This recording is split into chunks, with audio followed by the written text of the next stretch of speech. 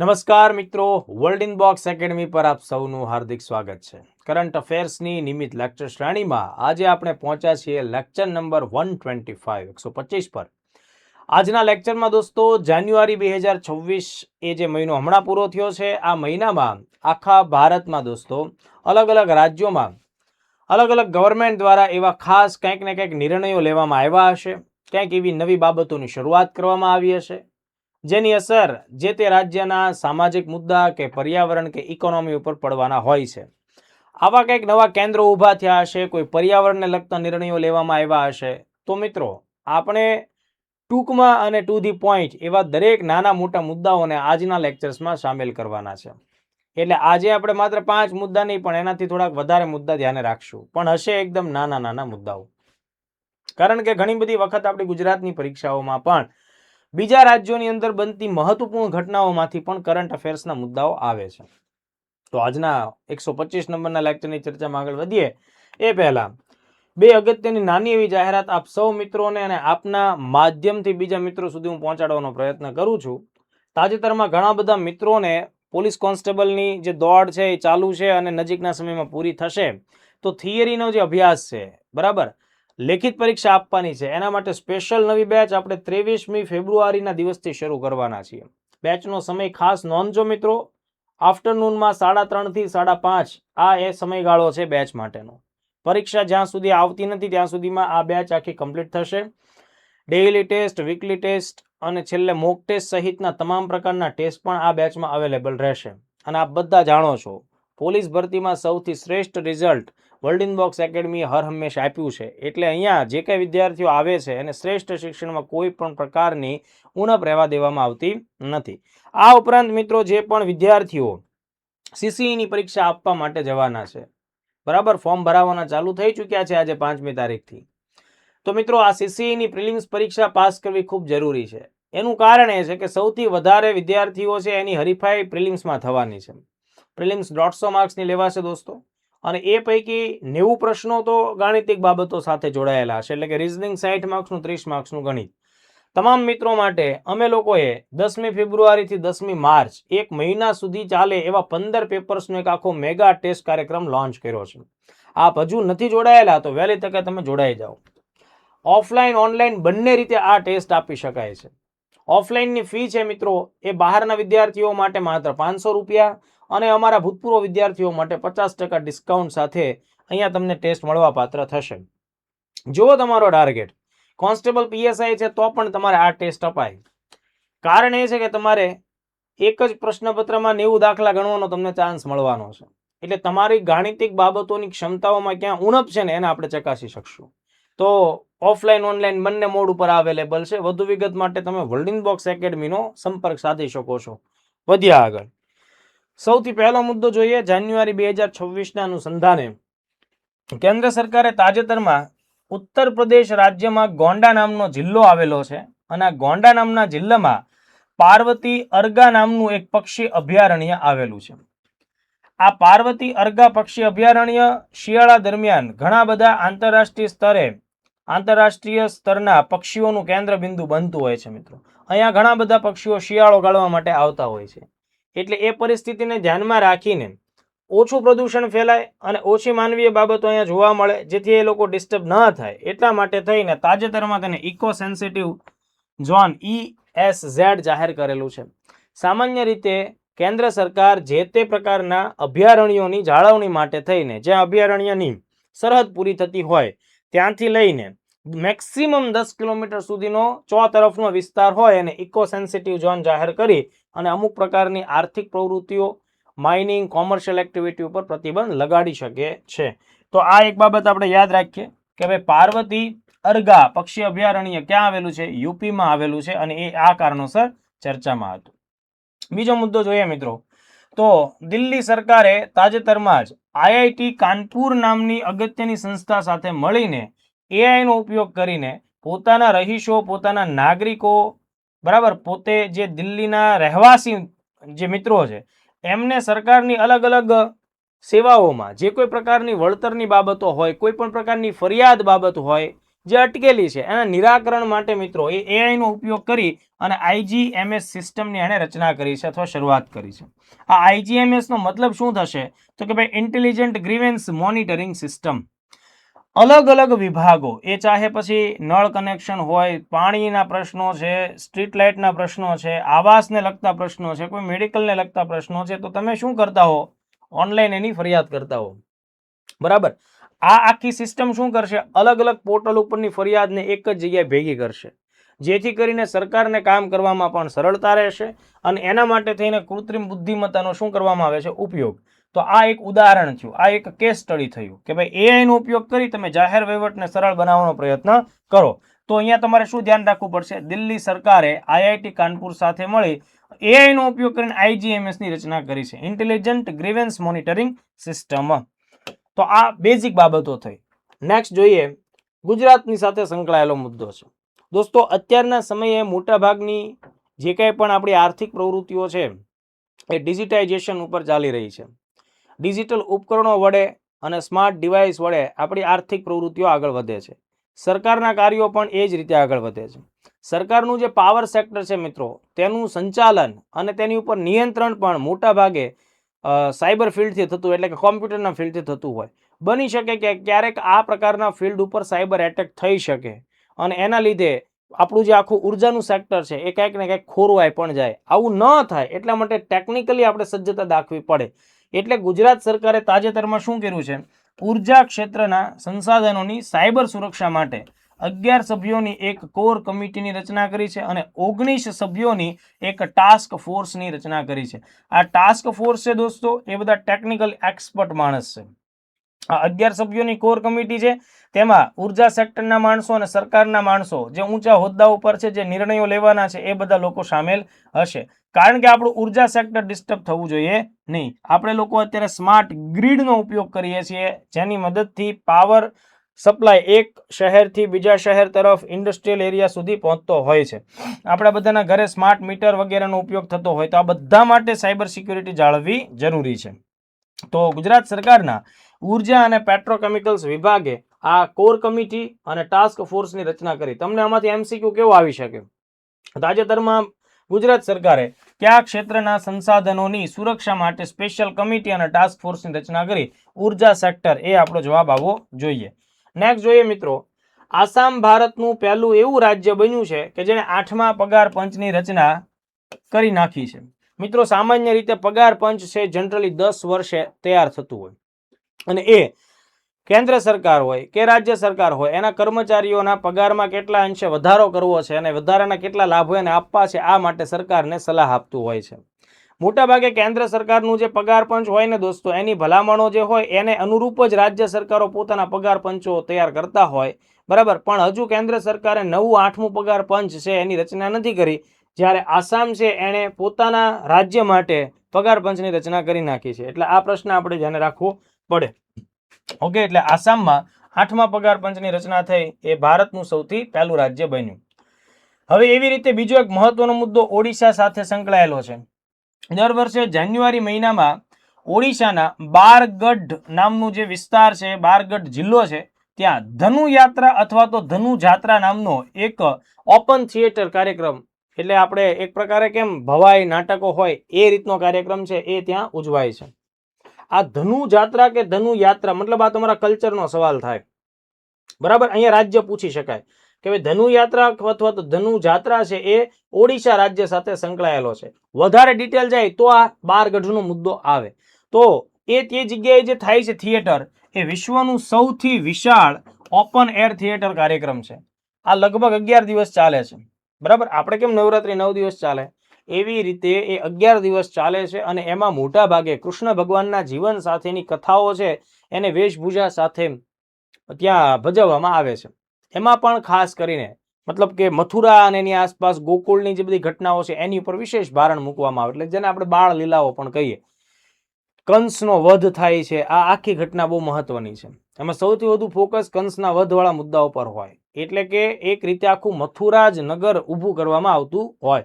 તો કલ્ચરના દ્રષ્ટિકોણથી આપણે ધ્યાન રાખીએ, કારણ કે ભારત કલ્ચરની દ્રષ્ટિએ બહુ ડાયવર્સ નેશન છે.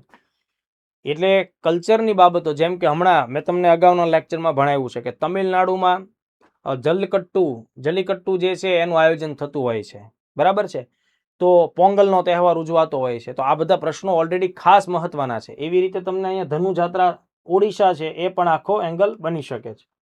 હિમાચલ પ્રદેશ મિત્રો ઠંડો પહાડી પ્રદેશ છે. આ ઠંડા પહાડી પ્રદેશમાં એવી ખાસ પ્રકારની વનસ્પતિ તૈયાર થાય છે, પેદા થાય છે, બરાબર. આ વનસ્પતિ એવી છે કે જેના સેવનથી તમારી ઉપર સાયકોટ્રોપિક અસર થાય, એટલે કે તમારા માનસિક સંતુલન ઉપર અસર થાય, એટલે નશાકારક પદાર્થ તમે એને કહી શકો.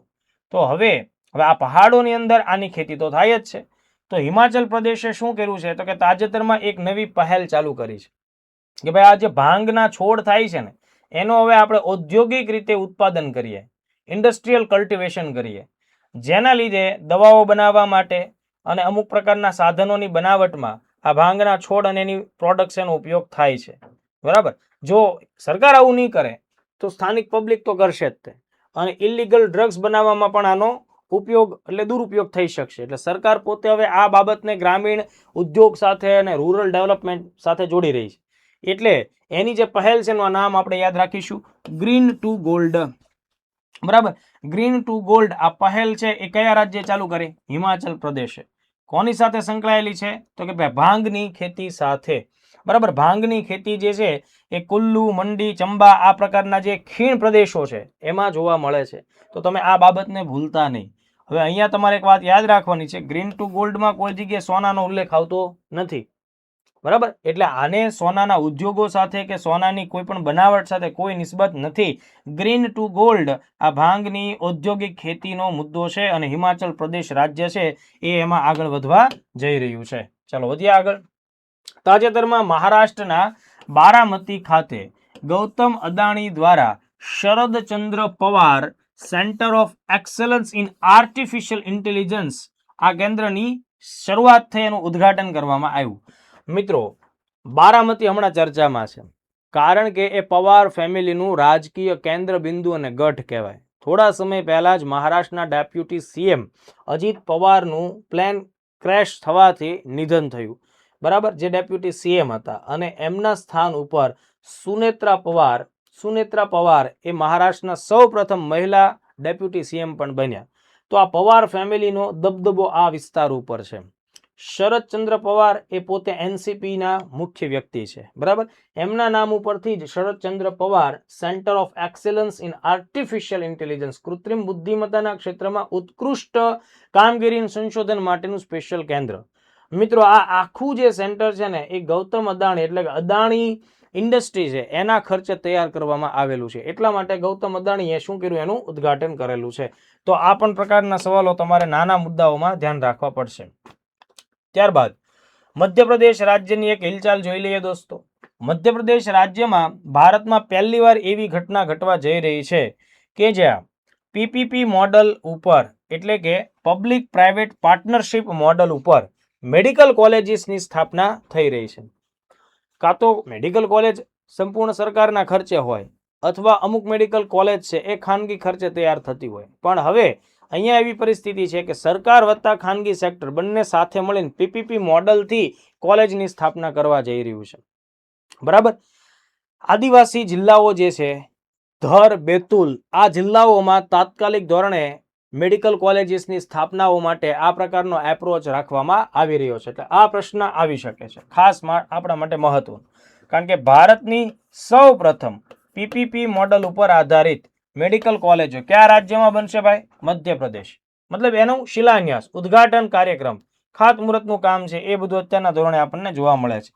ધર અને બેતુલ જિલ્લાઓ જે મોટા ભાગે આદિવાસી વસ્તી, આદિવાસી આબાદી વધારે ધરાવે છે. તાજેતરમાં જ કેન્દ્ર સરકારના સ્વાસ્થ્ય અને પરિવાર કલ્યાણ મંત્રી છે જેપી નડ્ડા, જે પહેલા બીજેપીમાં પ્રમુખ હતા, બરાબર, એ અત્યારે સ્વાસ્થ્ય અને પરિવાર કલ્યાણ મંત્રી છે. એ અને એમની સાથે મધ્યપ્રદેશના મુખ્યમંત્રી મોહન યાદવ આ બંને સાથે મળીને ખાતમુહૂર્ત કરેલું છે. તો આઈ થિંક આ પણ એક આઈએમપી નાનો એવો પ્રશ્ન છે. પૂર્વોત્તર ભારતમાં અરુણાચલ પ્રદેશ રાજ્ય ખાસ તો ઉર્જાની બાબતમાં હંમેશા ચર્ચામાં રહેતું હોય છે. અરુણાચલ પ્રદેશ રાજ્યની લોહિત નદીના બેસિન ક્ષેત્રમાં 1200 મેગાવોટ ઉર્જા ઉત્પાદન ક્ષમતા ધરાવતો કલાઈ 2 પ્રોજેક્ટ, આ આપણા માટે જાણવું જરૂરી છે. કલાઈ 2 પ્રોજેક્ટ, બરાબર. આના માટે થઈને સરકારે એક જે એન્વાયરમેન્ટ બાબતની એક્સપર્ટ કમિટી હોય એની રચના થતી હોય, દર વખતે થતી હોય. તો એક્સપર્ટ અપ્રાઇઝલ કમિટીએ આ પ્રોજેક્ટને માન્યતા આપી છે કે ભાઈ એન્વાયરમેન્ટ ઉપર આનાથી કોઈ ખરાબ અસર પડવાની નથી, એટલે તમે આ પ્રોજેક્ટ ઉપર આગળ વધી શકો છો. એટલે હવે આમાંથી શું શું સવાલ આવે, ખાસ ધ્યાન રાખો. કલાઈ 2 પ્રોજેક્ટ જે હાઇડ્રો પાવર પ્લાન્ટ કહેવાય એક પ્રકારનું, બરાબર, જળ વિદ્યુત મથક, એની ઉર્જા ઉત્પાદન ક્ષમતા કેટલી છે? 1200 મેગાવોટ. આ આપણે ધ્યાન રાખવું પડે પરીક્ષામાં. એ 1200 મેગાવોટ છે, કાં તો એ પ્રશ્નની અંદર વિધાન જે હોય ને એમાં પણ આ વસ્તુ આપી દેવામાં આવે. બીજી વાત કે આ કલાઈ 2 છે એનું રાજ્ય ખાસ તમને પૂછાય તો અરુણાચલ પ્રદેશ. રેર કેસમાં એ કઈ નદીના પ્રવાહ ઉપર છે? લોહિત નદીના પ્રવાહમાં, એના બેસિનમાં છે. એટલે આ ફેક્ટ પર્યાવરણ સાથે સંકળાયેલો કરંટ અફેર્સનો મુદ્દો થાય. તેલંગાણા રાજ્ય, મિત્રો સાઉથના જે સ્ટેટ છે ને એ ઘણા બધા અવનવા કાર્યક્રમો કરતા હોય, અવનવા સાહસિક કાર્યો કરતા હોય. માત્ર એની મૂવીમાં જ તે અવનવી બધી બાબતો હોય છે એવું નથી. લોકોની પ્રેક્ટિકલ ગવર્મેન્ટ પોલિસીમાં પણ તમને એવા અનેક પ્રકારના નવીન મુદ્દાઓ જોવા મળશે. જેમ કે હું તમને અહીંયા વાત કરું કે ભાઈ તેલંગાણા રાજ્ય છે એને પોતાના રાજ્યમાં ભારતનું પહેલું એવું ઇનલેન્ડ, બરાબર, ઇનલેન્ડ રેઇનબો ટ્રાઉટ માછલીનું ઉત્પાદન વધારવા માટેનો પ્લાન્ટ કે ફાર્મ શરૂ કર્યું. હવે આ જે રેઇનબો ટ્રાઉટ માછલી છે દોસ્તો, બરાબર, એની આંતરરાષ્ટ્રીય સ્તરે તે બજારમાં ખૂબ મોટી માંગ છે. આ પ્રમાણમાં મોંઘી માછલી છે અને આ એકદમ ઠંડા પ્રદેશોમાં એ નેચરલી જોવા મળે. એટલે ભારતમાં જે હિમાલયન રાજ્યો છે ને ત્યાં આ મળે, એ સિવાયના રાજ્યોમાં એ જીવિત રહી શકતી નથી. ઓકે, તેલંગાણાએ શું કર્યું છે ભાઈ, પોતે એક એવું માછલી માટેનું ફાર્મ કે પ્લાન્ટ બનાવ્યું કે જ્યાં એનો ઉછેર થઈ શકે, એટલે એકદમ કોલ્ડ વોટરની માછલી કહી શકાય. તો અહીંયા આપણે ધ્યાન રાખવું પડશે કે ભાઈ રેઇનબો ટ્રાઉટ માછલીનું ઉત્પાદન વધારવા માટેનો ફાર્મ અથવા પ્લાન્ટ એ કયા રાજ્યએ શરૂ કર્યો છે? તેલંગાણા, બરાબર. તેલંગાણામાં આ પ્રકારનું થયું છે. એક પ્રાઇવેટ કંપની છે સ્માર્ટ ગ્રીન એક્વાકલ્ચર, 50 કરોડના રોકાણ એણે આ કામગીરી ચાલુ કરી છે. બેઝિક વાત છે, એટલું ફેક્ટ આપણે યાદ રાખીએ. કર્ણાટક રાજ્યમાં વિજયનગર જિલ્લો ચર્ચામાં છે. વિજયનગરના જંગલોમાં ભારતમાં રેર કહી શકાય એ પ્રકારનો ચંદન દીપડો જોવા મળ્યો છે, બરાબર. આ દીપડાની જ પ્રજાતિ છે દોસ્તો. દીપડાના જ રંગસૂત્રોમાં કોઈ ફેરફાર થવાથી અમુક ચોક્કસ પ્રકારના આવા ચંદન દીપડાઓ ક્યારેક દુનિયામાં જોવા મળે. આ રેર સ્પીસીસ કહેવાય. ઇન્ડિયામાં આ બીજી વખતની ઘટના છે. આ બાયોડાયવર્સિટીનો મુદ્દો તમારે ધ્યાને રાખવો પડે, જૈવ વિવિધતાવાળો મુદ્દો. પ્રિલિમ્સમાં સીધો સવાલ આવી શકે. અગાઉ મિત્રો રાજસ્થાનમાં 2021માં એક વખત આ પ્રકારનો દીપડો જોવામાં આવ્યો હતો. ઓકે, જે સરકારના ધ્યાને આવ્યો હોય એવો. ત્યારબાદ આ બીજી વખતની જ ઘટના છે. તો તાજેતરમાં કર્ણાટકની અંદર ચંદન દીપડો જોવામાં મળ્યો હતો. તો આ બધા ફેક્ટ્સ પર્યાવરણના મુદ્દાઓ સાથે વધારે કનેક્ટ થાય છે. આસામ રાજ્યમાં સરકાર એવો નિર્ણય લે છે કે ભાઈ બાળકોની અંદર મૂલ્યો, નીતિમત્તા, વડીલોનું સન્માનની બાબત, પર્યાવરણ બાબતની સેન્સિટિવિટી, સહકારિતા, આ બધા મૂલ્યો હોવા જોઈએ. એટલા માટે થઈ અને શાળાના બાળકોને જે 4 થી 14 વર્ષની ઉંમર ધરાવે છે એવા બાળકોને ઔપચારિક શિક્ષણ, એટલે કે જેમાં તમે રેગ્યુલર કરિક્યુલમ ભણાવતા હો, ગણિત, વિજ્ઞાન, સામાજિક વિજ્ઞાન, અંગ્રેજી કે જે ત્યાંની લોકલ ભાષા હોય તે, એ બધું તો ભણાવવાનું છે. પણ એ સિવાય મૂલ્યો માટે સંસ્કાર શાળા નામનો એક કોન્સેપ્ટ પણ અમલમાં મૂકવામાં આવ્યો છે, જેમાં સારી સારી પ્રેરણાદાયી વાતો કરવામાં આવશે, સાંસ્કૃતિક મૂલ્યોની વાતો કરવામાં આવશે, બરાબર. અને એને ધ્યાનમાં રાખી અને બાળકોનું મૂલ્યોનું ઘડતર થાય એવો પ્રયત્ન કરવામાં આવશે. મુખ્ય પરીક્ષામાં નીતિશાસ્ત્રનો જે ટોપિક છે એમાં મૂલ્યો એક અગત્યનું પ્રકરણ છે, જે સૌથી મહત્વનું પ્રકરણ છે. આ મૂલ્યોનું પ્રકરણ છે દોસ્તો, એમાં ખાસ આવતું હોય કે ભાઈ મૂલ્યોના નિર્માણમાં, એના વિકાસમાં સમાજની ભૂમિકા શું છે, ફેમિલીની ભૂમિકા શું છે અને શાળા કે સંસ્થાઓની ભૂમિકા કેવી હોય. કારણ કે બાળકોનું ઘડતર છે દોસ્તો, તમે કે હું આજે જે કાંઈ છીએ, કાં તો એ આપણા પરિવારના સંસ્કારો કે એનું સિંચન છે, આપણી આસપાસના સમાજનું સિંચન છે, અને જે શાળાઓ કે કોલેજો, યુનિવર્સિટીઓમાં આપણને જે કંઈ મળ્યું છે કે આપણે ત્યાંથી જે પ્રાપ્ત કરી શક્યા છીએ એનું રિઝલ્ટ છે, બરાબર. આપણે ઘણીવાર નથી કહેતા બહુ વધારે વાયડા અને તોછડા હોય તો આપણને ખ્યાલ આવી જાય કે આનું ફેમિલી બેકગ્રાઉન્ડ ક્યાંક આ ટાઈપનું હશે તો જ આ પ્રકારનું ઉછળકૂદ તમને એમાં જોવા મળે. અથવા શાળા કોલેજમાં બિચારા પ્રત્યે કોઈ ખાસ ધ્યાન દેવામાં આવ્યું નહીં હોય. આ એનું રિઝલ્ટ આપણી સામે આ જ રીતે આવે છે. એટલે અહીંયાથી આપણે યાદ રાખશું સંસ્કાર શાળાનો કોન્સેપ્ટ આસામ રાજ્યએ મૂલ્યોને વિકસિત કરવા માટે કર્યો છે. તો આ પ્રકારની બાબત બધી જગ્યાએ લાગુ કરવી જોઈએ દરેક રાજ્યોમાં. One kind of case study. તમે આ બધા મુદ્દા હું તમને જે સમજાવું છું એ તમે પ્રિલિમ્સ, મેઇન્સ અને ઇન્ટરવ્યુ ત્રણેય લેવલ ઉપર વાપરી શકો છો, કારણ કે આ બધું સોશિયલ મુદ્દાઓ છે. બરાબર, આ સોશિયલ મુદ્દાઓને તમે વાપરી શકો છો અત્યારે. કારણ કે એક મુદ્દો ખાસ મહત્વનો છે કે ભાઈ જે ટીનેજર બાળકો છે એમનું સોશિયલ મીડિયાનું વળગણ વધતું જાય છે. એટલે યુરોપના ઘણા બધા દેશો એ પ્રકારની અત્યારની તૈયારીમાં છે કે ભાઈ સોશિયલ મીડિયા ઉપર પ્રતિબંધ મૂકો ઉંમરના હિસાબથી.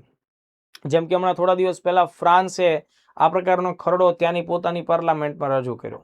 હમણાં મારા વાંચવામાં આજના દિવસમાં જ આવ્યું છે કે સ્પેન પહેલો એવો દેશ બન્યો કે જેણે યુરોપનો કે ભાઈ યુરોપીય યુનિયનનો કે જેણે 15 વર્ષથી નાની ઉંમરના બાળકો માટે સોશિયલ મીડિયા બેન કર્યું. અગાઉ ઓસ્ટ્રેલિયા આ પ્રકારના નિર્ણય માટે ચર્ચામાં હતું. ન્યુઝીલેન્ડ આ પ્રકારનું કાર્ય માટે ચર્ચામાં હતું. યુકે પ્રયત્નો કરેલા. આ બધી બાબતો છે એ બહુ મોટો મુદ્દો છે. એ અત્યારની ખરેખર એ જરૂરિયાત છે. ઓકે, એટલે એ સમયમાં કારણ કે જ્યારે બાળકોના હાથમાં મોબાઈલ કે સોશિયલ મીડિયા આવશે ત્યારે એ દુનિયા એના હાથમાં આવી ગઈ. હવે એનો કઈ દિશામાં ઉપયોગ કરે છે એ ગંભીર મુદ્દો થાય. એટલે આ સારો કોન્સેપ્ટ છે.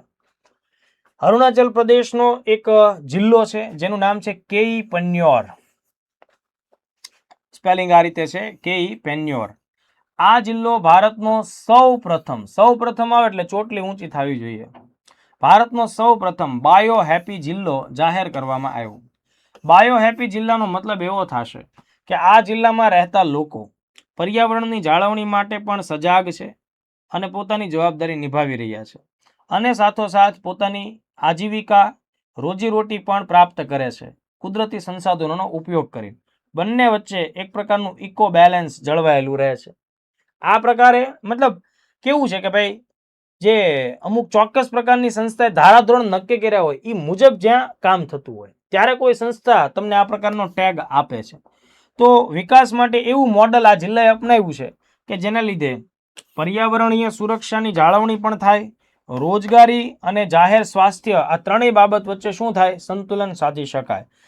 ચેન્નઈ, મદ્રાસ, બરાબર, તમિલનાડુ, ચેન્નઈ ખાતે આવેલી MS સ્વામીનાથન રિસર્ચ ફાઉન્ડેશન, આ જે સંસ્થા છે મિત્રો એ બાયો હેપીનેસ ના કોન્સેપ્ટ ઉપર કામ કરે. એ જે માળખું આપે એને જે તે જિલ્લો અપનાવે છે અને પછી એનું એનાલિસિસ ને મોનિટરિંગ થાય. એના આધારે આ પ્રકારનો ટેગ આ સંસ્થા દ્વારા આપવામાં આવ્યો. હવે જુઓ મિત્રો, તમે નોર્થ ઇસ્ટના જિલ્લાઓ રાજ્યો જોશો તો ત્યાં મેદાની પ્રદેશો છે નહીં. મેદાની પ્રદેશો ન હોવાને લીધે ગાઢ જંગલો અને પહાડો છે.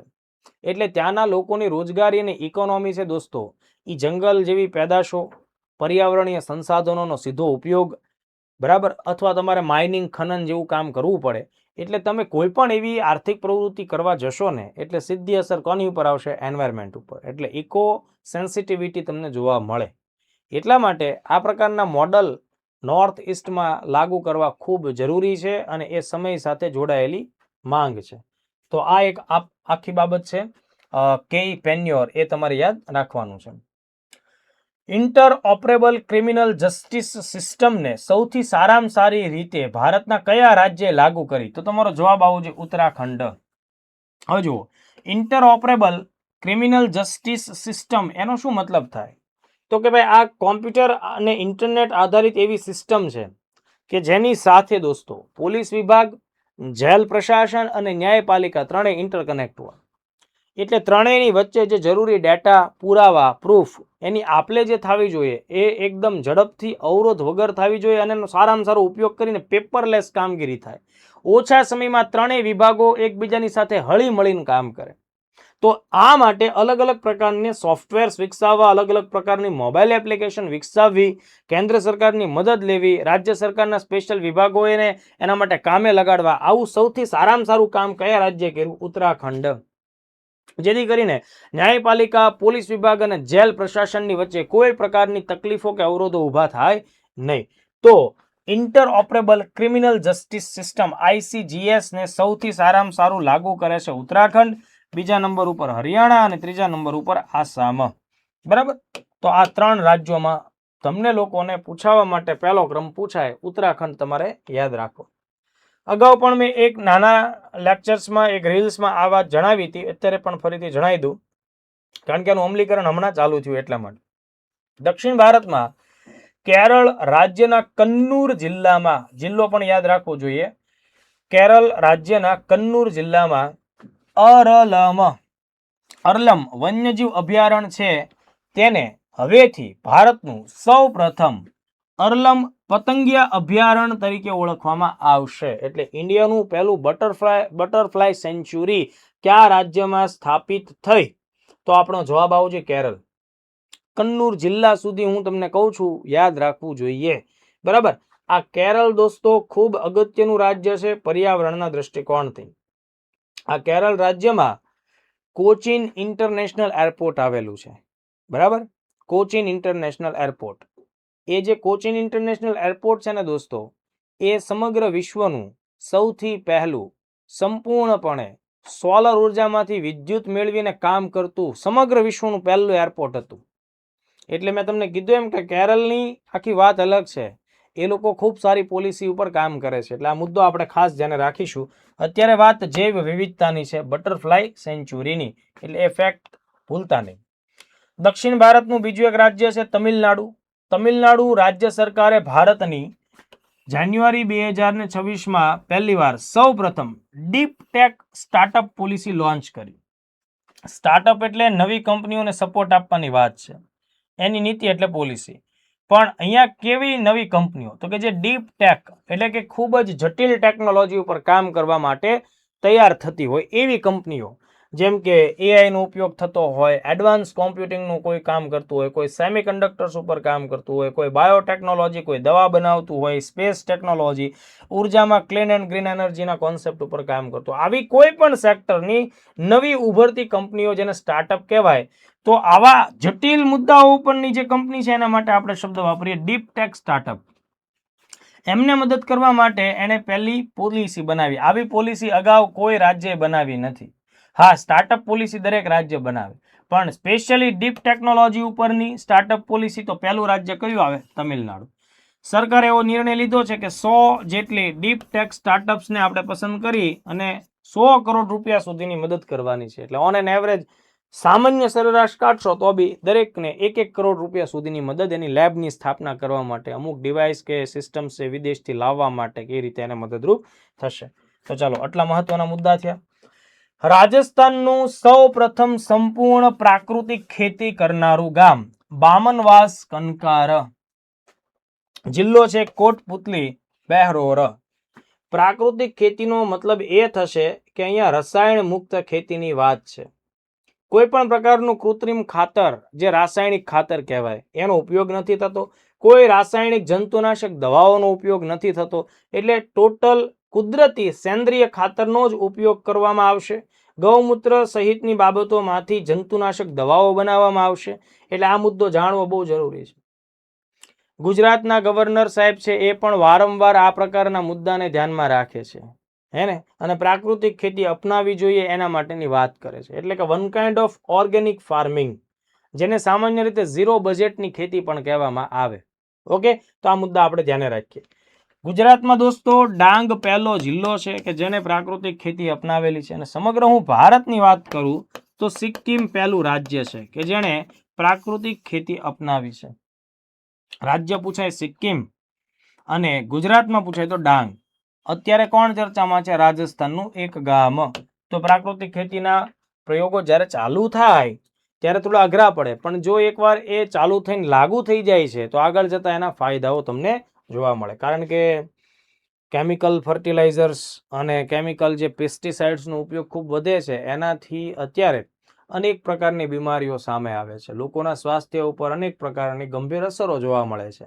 નાની ઉંમરના બાળકોને ગંભીર રોગો કે નાની ઉંમરના લોકોને ગંભીર બીમારીઓ પણ જોવા મળતી હોય. આ બધું શું છે?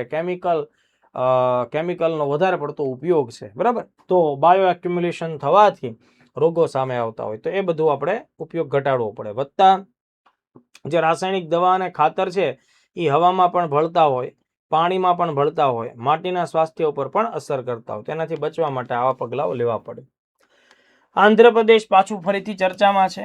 આંધ્રપ્રદેશ વિશ્વમાં સૌથી મોટો ગ્રીન એમોનિયા પ્રોજેક્ટ કાકીનાડા ખાતે તૈયાર કરી રહ્યું છે. કાકીનાડા મેં તમને અગાઉના એક લેક્ચર્સમાં ભણાવ્યું છે. કાકીનાડા જ્યાં સ્પેસ સિટી પ્રોજેક્ટ બની રહ્યો છે. કાકીનાડા પાસે હોપ આઇલેન્ડ છે, જ્યાં કહી શકાય સ્પેસ ટ્રાન્સપોર્ટેશન માટેનું એક સુવિધા ઊભી થઈ રહી છે, થવાની છે ભવિષ્યમાં. તો એ જ કાકીનાડામાં ગ્રીન એમોનિયાનો પ્રોજેક્ટ પણ જેવો તેવો નહીં, બરાબર, જેવો તેવી વાત જ નહીં કરવાની. ભારતનું નહીં, સમગ્ર વિશ્વનો સૌથી મોટો ગ્રીન એમોનિયા પ્રોજેક્ટ નિર્માણ પામી રહ્યો છે. હવે તમને ખ્યાલ છે એમોનિયા એટલે NH3. હવે આ એક એવું રાસાયણિક સંયોજન છે મિત્રો કે જે ખાતરો બનાવવા માટે, દવાઓ બનાવવા માટે, તમામ પ્રકારના રાસાયણિક સંયોજનો બનાવવામાં, ઘણા ખરા સંયોજનો બનાવવામાં એમોનિયાની જરૂરિયાત પડતી હોય. હવે અહીંયા નાઇટ્રોજનની હારે જે હાઇડ્રોજનને જોડવામાં આવે છે અલગ અલગ કેમિકલ પ્રોસેસ દ્વારા, આ હાઇડ્રોજન છે દોસ્તો એ ગ્રીન હાઇડ્રોજન હોય, બરાબર, એટલે કે પાણીમાંથી જળ વિદ્યુત વિભાજન કરી અને હાઇડ્રોજનને અલગ કરવામાં આવે, અને એ પાછું વિદ્યુત છે એ ફરજિયાત તમે રિન્યુએબલ એનર્જી સોર્સમાંથી લાવેલા હો, તો એ રીતે ઉત્પન્ન થતો હાઇડ્રોજન ગ્રીન હાઇડ્રોજન કહેવાય. અને ગ્રીન હાઇડ્રોજન જે તૈયાર થયો છે એમાં એનો ઉપયોગ એમોનિયા બનાવવા માટે કરો છો, NH3 બનાવવા માટે, તો એ જે એમોનિયા બન્યું ગ્રીન એમોનિયા કહેવાય. તો આ રીતે ગ્રીન એમોનિયા તૈયાર થાય અને એનો ઉપયોગ ઇન્ડસ્ટ્રીમાં થાય. તો કાકીનાડામાં બનશે. આની જે વાર્ષિક ક્ષમતા હશે મિત્રો 2030 સુધીમાં એ 1.5 મિલિયન મેટ્રિક ટન પર એનમ, બરાબર, આ પ્રકારની રહેશે. એટલે 1.5 MTPA ની ક્ષમતા રહેશે, એટલે બહુ મોટી વાત થાય. પછી આ ગ્રીન એમોનિયા છે દોસ્તો એને આપણે અલગ અલગ દેશોમાં નિકાસ કરશું. જર્મની, જાપાન, સિંગાપોર એ બધામાં બહુ મોટી એની બજારો બનશે. ઓડિશા રાજ્ય, આ બાબત બહુ મહત્વની છે. ઓડિશા રાજ્યએ જાન્યુઆરી 2026માં એક નિર્ણય લીધો છે કે આખા રાજ્યમાં ગુટકા, પાન મસાલા, તમાકુ કે નિકોટિન ધરાવતા તમામ પ્રકારની પ્રોડક્ટ્સ ઉપર સંપૂર્ણ પ્રતિબંધ મૂક્યો છે. આ પ્રતિબંધ 1 ફેબ્રુઆરી 2026 થી અમલમાં આવ્યો છે. તમે ગુટકા, પાન મસાલા, તમાકુ કે નિકોટિનની કોઈ પણ પ્રોડક્ટનું ઓડિશામાં ઉત્પાદન નહીં કરી શકો, વેચાણ નહીં કરી શકો, સંગ્રહ નહીં કરી શકો, એ એકથી બીજા સ્થાન ઉપર લઈ નહીં જઈ શકો, પરિવહન નહીં કરી શકો કે એનું વિતરણ પણ નહીં કરી શકો. તો ઓડિશાએ આ બહુ જ જાહેર સ્વાસ્થ્યને ધ્યાનમાં રાખીને લીધેલો નિર્ણય છે, એટલે એ એક માર્ક્સના સવાલ તરીકે આવી શકે, ખાસ ધ્યાન દઈ દેજો એની ઉપર. હિમાચલ પ્રદેશ રાજ્યના પડોંગા અને પરવાનુ નામના જે બે નાના નાના શહેરો છે તેમાં યુવાનોમાં અલગ અલગ પ્રકારની રોજગારલક્ષી સ્કિલ આવે ટેકનિકલ બાબતોની, એટલા માટે MSME ટેકનોલોજી સેન્ટર્સની સ્થાપના જાન્યુઆરી 2026માં કરવામાં આવી છે, બરાબર. એટલે સવાલ આવી શકે કે તાજેતરમાં કયા રાજ્યમાં MSME ટેકનોલોજી સેન્ટર્સની સ્થાપના કરવામાં આવી છે, તો તમારો જવાબ હોવો જોઈએ હિમાચલ પ્રદેશ રાજ્ય. જો પડોંગા અને પરવાનું શહેરો તમને યાદ ન રહે તો બી કઈ નહીં, એક વાર વાંચી લેવાનું, 1-2 વાર રિવિઝન પણ કરો એટલું ઠીક છે. એંગલ એનો ન્યા સુધી જવાના ચાન્સ નથી, પણ એમ છતાં રાજ્ય તો આપણે ધ્યાન રાખવું પડે. MSME નો મતલબ થશે માઇક્રો સ્મોલ મીડિયમ એન્ટરપ્રાઇઝીસ. મોટા ભાગે ઉત્પાદકની ભૂમિકામાં આ સેક્ટર રહેતું હોય, એના માટે બહુ જ અવનવી તમારે ટેકનોલોજીની સ્કિલ હોવી જોઈએ, ત્યારે તમે એ ફિલ્ડમાં કામ કરી શકો અને દેશનું GDP ઉત્પાદન બધાને ફાયદો આપી શકો. તો એનું ટ્રેનિંગ એ બધું તમને આ સેન્ટર્સમાં મળશે. ગુજરાત સાથે સંકળાયેલું કરંટ અફેર્સ છે દોસ્તો, ખાસ ધ્યાન રાખજો. મારુતિ સુઝુકી કંપની, તમે જાણતા હશો આ કંપનીને. મારુતિ સુઝુકી કંપની એ ગુજરાતના ખોરજ, જે ગાંધીનગર પાસે આવેલું છે, ત્યાં ખોરજ બે જગ્યાએ આવેલું છે, અમદાવાદમાં સાણંદ પાસે પણ છે અને અહીંયા ગાંધીનગરમાં પણ છે. ખોરજ ગાંધીનગર પાસે વાહન ઉત્પાદન પ્લાન્ટની સ્થાપના કરવા માટેની સમજૂતી કરી છે, બરાબર. અહીંયા દર વર્ષે 10 લાખ કાર ઉત્પાદન થાય એવી ફેક્ટરી અથવા એવો પ્લાન્ટ બનશે. ડાયરેક્ટલી 12,000 લોકોને રોજગાર મળશે અને ઇનડાયરેક્ટલી 7.5 લાખ લોકોને રોજગાર મળવાનો છે. એટલે અહીંયા આપણે ખાસ ધ્યાન રાખીએ, ખોરજ ગાંધીનગર પાસે છે ત્યાં મારુતિ સુઝુકી કંપની ગુજરાતમાં બહુ જ મોટા પાયે પ્લાન્ટ લાવી રહી છે. બરાબર, દર વર્ષે 10 લાખ કારનું ઉત્પાદન થાય એવો પ્લાન્ટ, અને પછી દેશભરમાં અને વિદેશોમાં પણ વેચાશે. તો આ બહુ મહત્વની વાત ગુજરાત સાથે છે. રાજસ્થાન પણ ચર્ચામાં છે. રાજસ્થાનના અરવલ્લી પર્વતમાળામાં આવેલું કુંભલગઢ વન્યજીવ અભયારણ્યને કેન્દ્રએ તાત્કાલિક અસરથી તાજેતરમાં જ ઇકો સેન્સિટિવ ઝોન જાહેર કર્યું છે. મેં તમને હમણાં જણાવ્યું છે એ મુજબ કે જ્યારે કોઈ અગત્યનો વિસ્તાર કોઈ કારણોસર કે જ્યાં માનવ એક્ટિવિટી ખૂબ વધી ગઈ હોય, પ્રદૂષણ ફેલાયેલું હોય, બરાબર, અથવા વાઇલ્ડ લાઈફ ઉપર કોઈ પ્રકારનો ખતરો આવ્યો હોય, તો સરકાર અમુક ચોક્કસ સમય માટે તેને ઇકો સેન્સિટિવ ઝોન જાહેર કરી અમુક પ્રકારની માનવીય હેરફેર અને પ્રવૃત્તિ ઉપર રોક લગાવી શકે છે. તો રાજસ્થાનમાં કુંભલગઢ વન્યજીવ અભયારણ્યને પણ ઇકો સેન્સિટિવ ઝોન જાહેર કરેલું છે. તો આ વાત પણ આપણે થોડી ધ્યાને રાખવાની થશે. કાયમ માટે ઇકો સેન્સિટિવ ઝોન નહીં થાય, અમુક સમય પછી પાછું હટાવી પણ લેવામાં આવે, એ ડિપેન્ડ કરશે. રખડતા કૂતરાઓનો ખૂબ ત્રાસ હોય, સુપ્રીમ કોર્ટ પણ એના માટે ગાઈડલાઇન્સ બહાર પાડતી હોય છે, રાજ્ય સરકારોને પણ એ અંગે માર્ગદર્શન આપતી હોય છે. તો પંજાબની અંદર એક ઘટના સામે આવી છે, ખાસ ધ્યાન રાખજો. પંજાબ રાજ્યમાં લુધિયાણા જિલ્લામાં રખડતા કૂતરાઓ માટે સ્પેશિયલ અભયારણ્યની સ્થાપના કરવામાં આવી છે, ડોગ પાર્ક. જો અહીંયા ડોગને અલગ અલગ સુવિધા આપવાની છે, બરાબર. એ લોકોને ન કરડે, અંદરો અંદર નાનું મોટું ચાલે, પણ લોકોને જો કરડે તો તમને ખબર છે લોકોએ પછી બહુ બધી સારવારમાં ઇન્જેક્શન્સ ને બધું લેવું પડે, અને એ તૈયારી ઉપર પણ એની અસર આવે. એટલે ખાસ ધ્યાન રાખજો, તમે તે હાલતા ચાલતા કૂતરાને પાટા બાટા ન મારે, બરાબર. તમને મોજમાં જાછી કરડી જાય ને તો હેરાન થઈ જશો. તો લુધિયાણા વાળા લોકોએ આ પ્રકારનો નિર્ણય લીધો છે. તેલંગાણા, મેં તમને હમણાં કીધું, આ સાઉથ વાળા ખાલી મૂવીમાં ધડાકા કરે છે એવું નથી, એ લોકો રિયલ લાઈફમાં તે રંગા રેડી ટાઈપ જ હોય છે, બરાબર છે. જો હમણાં હું તમને એક આનો આખો બહુ અગત્યનો કોન્સેપ્ટ. તેલંગાણાએ તાજેતરમાં યુએઈ, યુનાઇટેડ આરબ એમિરાત જે દેશ છે તેની સાથે એક સમજૂતી કરી છે. આ લોકોને તેલંગાણામાં એક આખું નવું સિટી પેદા કરવું છે, એક શહેર એવું બનાવવું છે. જૂનું શહેર રિનોવેટ કરવું છે, બ્રાઉન ફિલ્ડ પ્રોજેક્ટ નહીં, ટોટલ ગ્રીન ફિલ્ડ પ્રોજેક્ટ, એકદમ નવું પડતર જમીન ઉપર આપણે આખું સિટી ડેવલપ કરીએ. ઓકે, પણ એ સિટી કેવું હોવું જોઈએ તો ધ્યાન આપજો. એ સિટીનું નામ આપવામાં આવ્યું છે Bharat future city. Most MP Bharat future city. આ શહેર એવું હશે દોસ્તો, આ શહેર નેટ ઝીરો કાર્બન એમિશનના કોન્સેપ્ટ ઉપર બનશે. મતલબ કે અહીંયા જે કાંઈ પણ પ્રકારની આર્થિક પ્રવૃત્તિઓ થશે અને એને લીધે જે કાર્બન એમિશન થવાનું છે, તો તેને રિડ્યુસ કરવાની કે તેને વાતાવરણમાંથી રિમૂવલ કરવાની ટેકનોલોજી સૌથી વહેલા વિકસાવવામાં આવશે. પછી એ શહેરના બાકીના કાર્યો આગળ વધશે.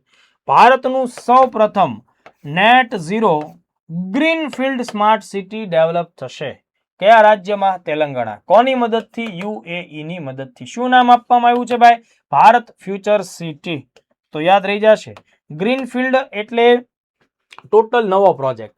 બ્રાઉન ફિલ્ડનો મતલબ એવો થાય કે જે ઓલરેડી શહેર હોય એમાં તમે સુધારા વધારા કરો તો બ્રાઉન ફિલ્ડ પ્રોજેક્ટ થાય. એકદમ નવો કે પડતર જગ્યા જમીન ઉપર પહેલેથી જ તમે આખું શહેર ડેવલપ કરો તો એ ગ્રીન ફિલ્ડ પ્રોજેક્ટ થાય. એ કોઈ પણ માટે તમે શબ્દ વાપરી શકો, કોઈ બંદરના કેસમાં પણ શબ્દ વાપરો, કોઈ પોર્ટ હોય એને સુધારા વધારા કરો છો, એને રિનોવેટ કરો છો, એમાં કંઈક નવી ટેકનોલોજી લાવો છો, બ્રાઉન ફિલ્ડ થઈ ગયું. પણ પોર્ટ જ નથી, બંદર જ નથી, ત્યાં તમે આખું નવું બંદર લાવો છો તો એ કેવું થઈ જાય છે? ગ્રીન ફિલ્ડ કહેવાય. એટલે બહુ સામાન્ય સમજની બાબત છે. વધી આગળ. રાજસ્થાનના અલવર જિલ્લામાં, ધ્યાન આપજો, રાજસ્થાનના અલવર જિલ્લામાં એક બાયોલોજીકલ પાર્ક બનશે. શા માટે? તો કે ભાઈ વન્યજીવના પ્રવાસને વેગ આપવા માટે.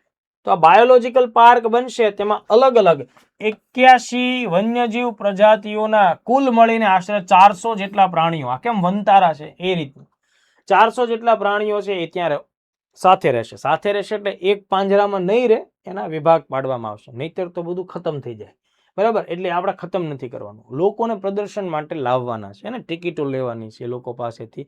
કારણ કે ઘણા બધા લોકો છે એ સિંહ ને વાઘ ને એવું જોવા માટે થઈને કાંઈ સિંહ જોવા કે ગીર નો આવી શકે, બરાબર. તો સીધી વાત છે કે દરેક થોડા ગુજરાત આવશે. એમ આ લોકો આફ્રિકાના જીરાફ અહીંયા લાવવાના છે. જીરાફ ભારતમાં નથી થતા, તો તમે કહો થોડા જીરાફ ઇન્ટરનેટ ઉપર જોવો, ટીવીમાં જોવો, એ અલગ વસ્તુ છે, પણ રિયલમાં જીરાફ તમે જુઓ એના માટે કે બધા લોકો આફ્રિકા ન જઈ શકે. એટલે આ લોકોએ સરસ સુવિધા કરી છે કે ભાઈ જે લોકોને વન્યજીવમાં વધારે રસ હશે એ લોકો અહીંયા આવશે. કારણ કે ઘર પરિવારમાં તો અમુક સામાજિક પ્રાણીઓને જોઈને તમે થાકી જતા હો, તમારે કંઈક નવું જોઈએ, વાઇલ્ડ લાઈફ જેવું, તો એના માટે તમારે અહીંયા આવવું પડે. સવાલ આવે કે ભાઈ બાયોલોજિકલ પાર્ક, તો તમારે રાજસ્થાનનું અલવર યાદ રાખવાનું. હવે જો ગુજરાતમાં જ પાછો બીજો એક મુદ્દો ધ્યાને રાખવાનો, અને આ પણ એક નંબર અગત્યનો ખાસ મહત્વનો મુદ્દો છે. ગુજરાતના સાણંદ જે અમદાવાદમાં આવેલું છે એની પાસે ખોરજ ગામ છે. જો ધ્યાન રાખજો ભાઈ, મેં તમને હમણાં કીધું ખોરજ બે જગ્યાએ છે, અને આજના જ લેક્ચરમાં બે ખોરજ આવે છે. તો ગુજરાતના સાણંદ પાસેના ખોરજનો જે ઇન્ડસ્ટ્રીયલ એરિયા છે ત્યાં ઉપગ્રહોના નિર્માણ માટે, સેટેલાઇટ બિલ્ડિંગ માટે, સેટેલાઇટ મેન્યુફેક્ચરિંગ માટે, ઉપગ્રહના નિર્માણ માટેના ભારતના સૌ પ્રથમ ખાનગી પ્લાન્ટની સ્થાપના કરવામાં આવી. એટલો અગત્યનો મુદ્દો થઈ જાય છે. કંપની પૂછાય, અઝિસ્ટા નામની કંપની છે. જે પ્લાન્ટ બનવાનો છે કે બન્યો છે અત્યારે, એનું નામ છે પમનારો. તમે જે રીતે એને ઉલ્લેખમાં લઈ શકો, એનું નામ પણ મેં તમને અહીં આપ્યું છે. અહીંયા આખો સેટેલાઇટ તૈયાર થઈ જશે. સેટેલાઇટના અમુક પેર પાર્ટ્સ નહીં, A to Z આખો ઉપગ્રહ બને એવી એસેમ્બલી ફેસિલિટી એ અહીંયા સ્થાપિત કરવામાં આવી છે. તો આ બહુ જ મહત્વની વાત છે દોસ્તો, તમારે આને ખાસ ધ્યાને રાખવી જોઈએ. ખોરજ સાણંદ પાસે આવેલું છે, ત્યાં આ નિર્ણય લેવામાં આવ્યો છે, આની સ્થાપના થયેલી છે. એક બે મુદ્દા નાના નાના બાકી છે. ઉત્તર પ્રદેશ રાજ્યએ સંપત્તિની રજીસ્ટ્રેશન નોંધણી માટે આધારની ખરાઈ કરવી ફરજિયાત બનાવી છે. તો આવો પણ સવાલ આવી શકે કે આવું કામ કયા રાજ્ય સરકારે કર્યું છે? તો એ ઉત્તર પ્રદેશ રાજ્ય સરકાર સંપત્તિની નોંધણી જેના નામે થાય છે એ વ્યક્તિના આધાર ડેટા સાથે બંને ડેટાને કનેક્ટ કરવાનો નિર્ણય લેવામાં આવ્યો છે. એટલે કોઈ અન્ય વ્યક્તિના નામે બીજો કોઈ વ્યક્તિ સંપત્તિ ખરીદી ન લે, એ બધા મુદ્દાઓ પણ ધ્યાન રાખવા પડે. ઉત્તર પ્રદેશનો જ બીજો એક મુદ્દો લઈ લઈએ, ત્યાં પણ ટેકનોલોજીનો એક એંગલ જોડાયેલો છે. ઉત્તર પ્રદેશના મેરઠ ખાતે દોસ્તો, ઉત્તર પ્રદેશનું મેરઠ, આ એ જ મેરઠ છે કે જે 1857નો વિપ્લવ ત્યાંથી ચાલુ થયો હતો. તો ઉત્તર પ્રદેશના મેરઠ ખાતે ચૌધરી ચરણસિંહ યુનિવર્સિટી આવેલી છે. બરાબર છે. ચૌધરી ચરણસિંહ યુનિવર્સિટીમાં પહેલી વાર ભારતની અંદર AI એટલે કે આર્ટિફિશિયલ ઇન્ટેલિજન્સની મદદથી મોટાભાગની કામગીરી થાય એ પ્રકારનો એક પાયલોટ પ્રોજેક્ટ લોન્ચ કરવામાં આવ્યો છે. એટલે એને હું એમ કહી શકું AI પાવર્ડ યુનિવર્સિટી. એટલે કે ત્યાં મોટાભાગની એક્ટિવિટી દોસ્તો, શિક્ષણની કામગીરી, મેનેજમેન્ટની કામગીરી, બરાબર, વિદ્યાર્થીઓના રિઝલ્ટ એનાલિસિસ, એમનું કાઉન્સેલિંગ, મોટાભાગની એક્ટિવિટી AIના ટૂલ્સની મદદથી કરવામાં આવશે. એટલે આ one kind of pilot project છે. પણ છતાં સવાલ આવી જાય તો મેરઠ યાદ રાખવું પડે, કારણ કે ભારતની સૌથી પહેલી આ પ્રકારની કામગીરી અહીંયા થશે, પ્રયોગ થશે. ઓકે, ગૂગલ કંપની છે એ આમાં સહભાગી છે. ગૂગલ ક્લાઉડ પ્રોજેક્ટ ને જેમિની AI નો ઉપયોગ થશે. તમને શું લાગે છે, આ પ્રકારના AI ટૂલની મદદથી એજ્યુકેશનને આગળ વધારવું જોઈએ, એના ફાયદાઓ છે કે પડકારો છે, ગેરફાયદાઓ છે, અને વત્તા તમે અમેરિકન કંપનીઓની મદદથી આ પ્રકારના પ્રોજેક્ટ્સમાં આગળ વધી રહ્યા છો, એ કેટલું હિતાવહ છે? આ બાબત ઉપર તમારો અંગત અભિપ્રાય જે હોય એ કમેન્ટમાં આપજો. રૂસોમા નામનું ગામ છે, નાગાલેન્ડ રાજ્યમાં આવેલું છે દોસ્તો. આ રૂસોમા નામના ગામે છેલ્લા કેટલાક વર્ષોથી નારંગીનો ઉત્સવ મનાવવામાં આવે છે, દર વર્ષે જાન્યુઆરી મહિનામાં. રૂસોમા ઓરેન્જ ફેસ્ટિવલ કયા રાજ્યમાં મનાવવામાં આવે? તો તમારો જવાબ નાગાલેન્ડ હોવો જોઈએ. રાજધાની કોહિમાની નજીક આ રૂસોમા નામનું ગામ આવેલું છે. ત્યાં દર વર્ષે જાન્યુઆરી મહિનામાં ઓરેન્જ ફેસ્ટિવલ મનાવવામાં આવે. એટલે અહીંયાથી સીધો સવાલ આવી જાય, રૂસોમા ઓરેન્જ ફેસ્ટિવલ કયા રાજ્યમાં મનાવવામાં આવે છે? નાગાલેન્ડ. આ સ્થાનિક કૃષિને પ્રોત્સાહિત કરવા માટેની બાબત છે, બરાબર. સ્થાનિક કૃષિ સહિતની બાબતને આપણે ધ્યાને રાખવું જોઈએ. છેલ્લો મુદ્દો આજના લેક્ચરનો, મણિપુર રાજ્યમાં રાષ્ટ્રપતિ શાસન હતું જે 13મી ફેબ્રુઆરી આસપાસ હટવાનું છે. ત્યાં નવા મુખ્યમંત્રી તરીકે યુમનામ ખેમચંદ સિંઘને પસંદ કરવામાં આવ્યા છે. એમનું નામ યુમનામ છે, ગુમનામ નથી. ઓકે, યુમનામ ખેમચંદ સિંઘ કયા રાજ્યમાં? મણિપુર રાજ્યમાં. એટલે આ ફેબ્રુઆરી મહિનાનો મુદ્દો થઈ જશે.